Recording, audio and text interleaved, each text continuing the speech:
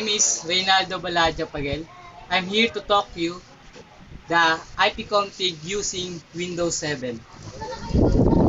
First, click the Start menu and find the Control panel. And find the Network and Internet. Then click and Network and Sharing Center. And find the Local Area Connection. Then click. Then Properties.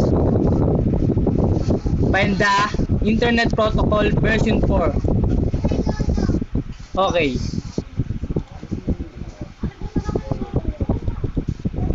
Then type the IP address 192.168.0.1. Then okay.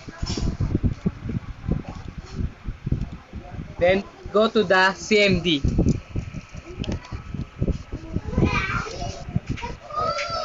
Then type IP config.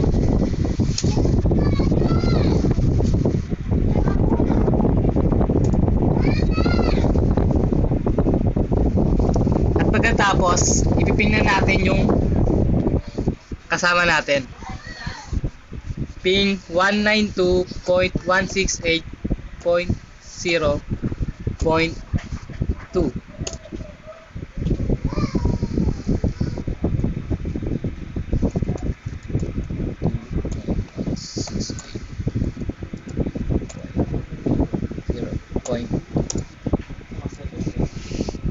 Okay. Tapos na tayong gumawa ng IP address. And sunod, pupunta na tayo sa network sharing.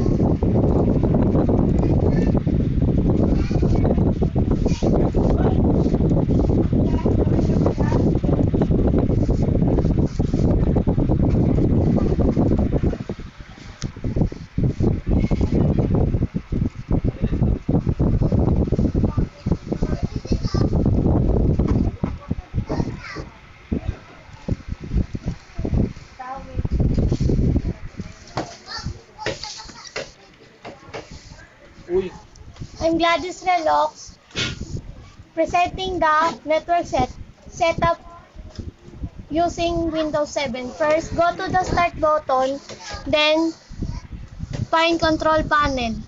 Then click again Network and Internet.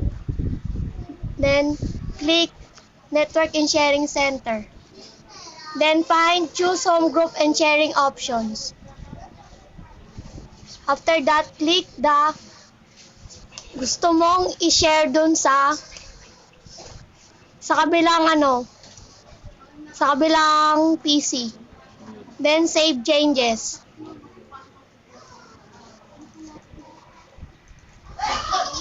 Then create folder.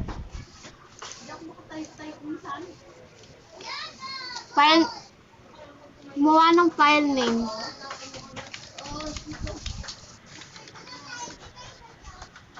Then properties, sharing, advanced sharing, share this folder,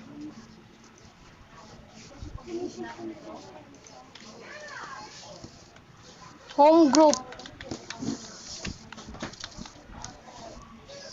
apply, okay.